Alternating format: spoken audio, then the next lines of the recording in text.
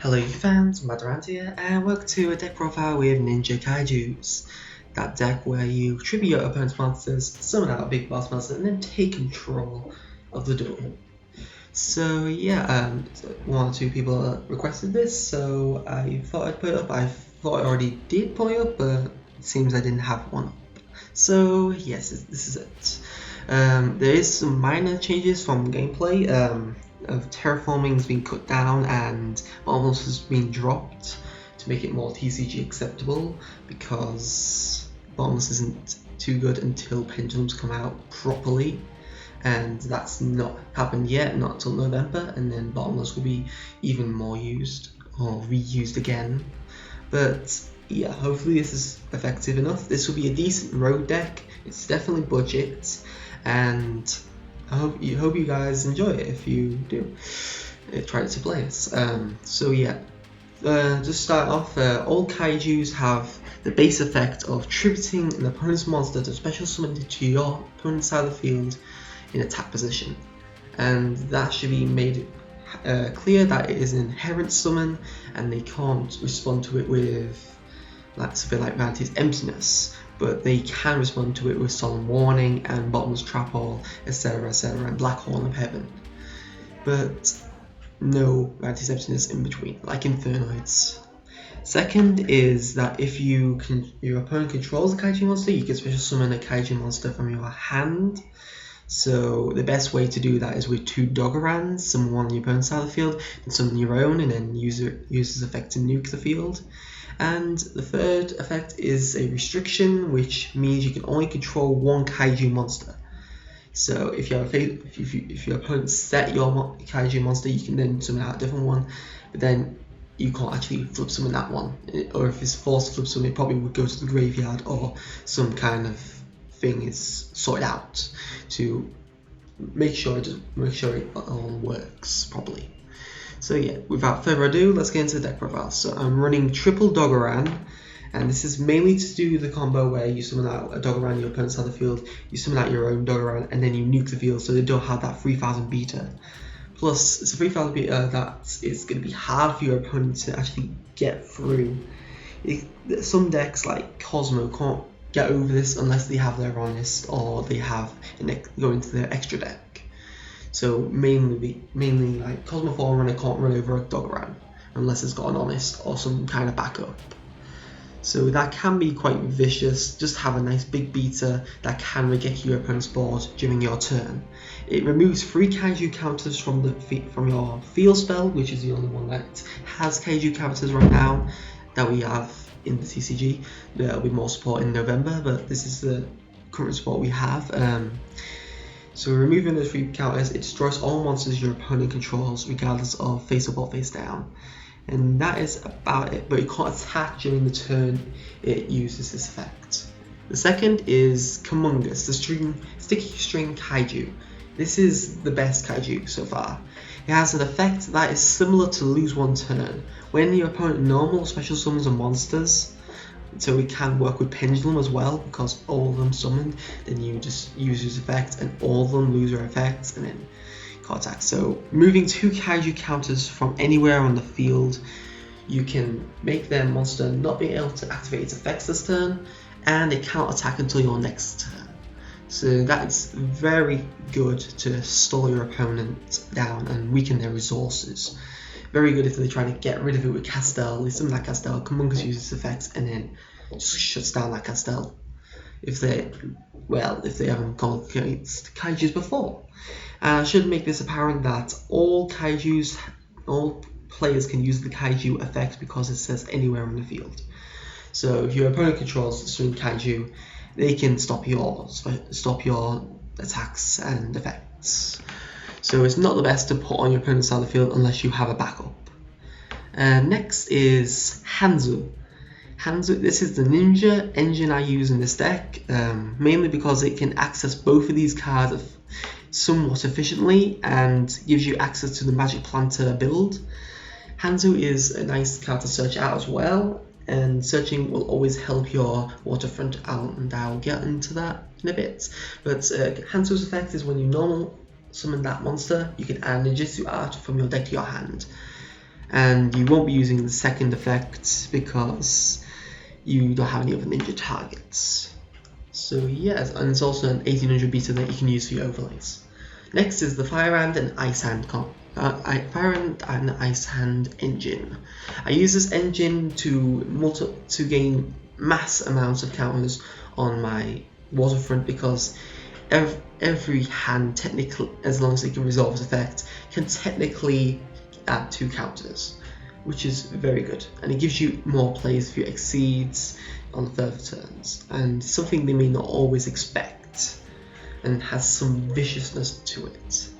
That's the monsters. There's not much monsters there is a control build. We use lava golems with Santa Clauses, but I didn't like that build somewhat. And there's a Trap Tricks build also, which is somewhat alright. I prefer this one because this one's been working efficiently. It's a nice rogue deck. Your opponent may not know how to deal with this efficiently. So yeah, next onto spells, we have Triple Magic Planter, the basis of this deck, because you can get rid of those dead Ninja 2 arts, or your Dead Caller Haunteds, or even get rid of your Vanity's Emptiness that might be blocking you. So yes, it gives you a nice draw plus from there. Upstart Goblin is another option, especially since it works with the waterfront, but I just didn't like it enough. I think Planter gives you enough plus from this. One Regeki, staple. Then Triple Rotor, very effective with the waterfront, as you can search and then add a counter regardless. So if they flip mistake, you're still getting that counter anyway, so that's always nice to have. Then 2 Terraforming. Originally it was free, but through playtesting, free has been excessive. 2 seems right enough. You should be able to deck fin your deck with quite a lot of access to stuff, so you should be able to get into that waterfront as soon as possible. And the table's creaking, I don't know why. And next, 2 Kaiser Colosseum. This is the best card in the deck, except if you can combo this off with Commungus, you can shut down a hell of a lot of your opponent's plays. You can stop them exceed summoning, and if they bring out something like BLS, you can shut that down for a turn and then bring out something like Dogoran. You would then waste your Kaiser Colosseum, but if you can get rid of the other one, it can be very dangerous. And it also works with the hands, since it's only going to be one of those hands on at a time. So it limits your opponent's summons and doesn't have to be face up or face down. So that's good as well. I'm thinking of bumping up to 3, but that might clog, so test it as you will. Then Triple Waterfront. This is one of the best field spells ever created for an archetype. Each time a card is sent from the field to the graveyard, regardless of side, you can place a Kaiju counter on this card. It has a maximum of 5 counters. And once per turn, while there are 3 counters on this, you can add a Kaiju monster from your deck to hand. So you have quite a lot of efficient searching and deck thinning there. And if this card would be destroyed, you can move a Kaiju counter instead. Most likely, if they're naive enough to use an MST on you, you can remove that counter, and then the MST will go to the graveyard, so will regain that counter, so they lose an MST for no reason. So it does have the problem that it can be castled, like Tomb Kingdom, but it's not as handicapped, to be honest. A load of counters, you probably would have searched most of them, not since you only have mainly 6 searches. After you've done those, you don't need the waterfront as effectively anymore. It'll supply you Commungus, but that's about it. Next onto the traps. 1 Vanity's Emptiness because it works with Planter efficiently.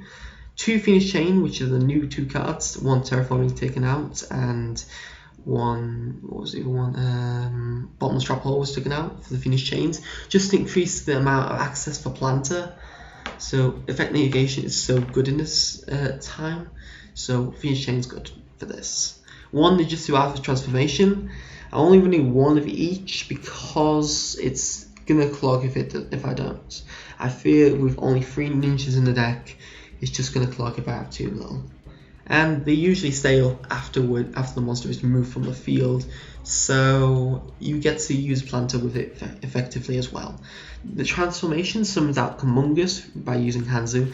The super transformation summons out Dogoran, but can't do it successfully against a pendulum deck because the monster will go to the pendulum zone, your monster will go to the graveyard, but since they didn't both go to the graveyard, you cannot special summon out your monster, so it's more like a 1-for-1 in that, and then you have a dead card. Unless you're a Magic Planter, you can't plus off that.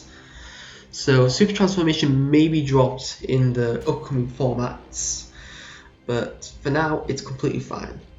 Next, triple remove brainwashing. I would say side in some owner's seals, because your opponent may run Raw Decree. Shaddoll Clowns are now the new runners of Raw Decree in their side deck. So by taking out some of these, if you know your opponent's not running a heavy back row, then you can easily bring out owner's seals and counteract their plays that were going to counteract yours. And the main thing of remove brainwashing is that it's a continuous trap that, as long as it's faced upon the field, the control of all monsters on the field returns to their original owners. So you could summon out like Among Us, tribute a monster on their field, summon out Among Us, put it back to your field, and you just plussed somewhat on that. So it's a very good card, and it's also a great side deck card against Gradle. So that has added bonuses there. 2 Call the Haunted, I think I might bump it up to 3. It just gives you further access to Hanzu whilst in the graveyard, gives you Exceed plays, and works with the Magic Planter build to reborn your big beaters that they thought were gone. And finally, Once on the Morning, because we are entering the Pendulum era, we do need something to combat them with. Bottomless Trouble, maybe a side deck card. Other options for the main deck are Denko Sekka, which stops all back row if you're running a Raw Decree variant, so take out the traps, just do it more control based, and Denko Sekka can be very effective in that sense. And there was supposed to be a couple down there, but they did not come up.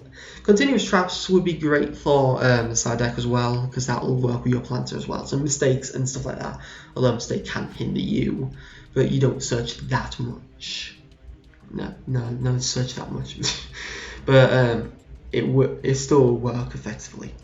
I'll say onto the extra deck. The extra deck is TCG only right now, so no Cyber Dragon Infinity, no Tratrix Revelasia, and you have to use Diamond Crab King, although it's not European TCG legal.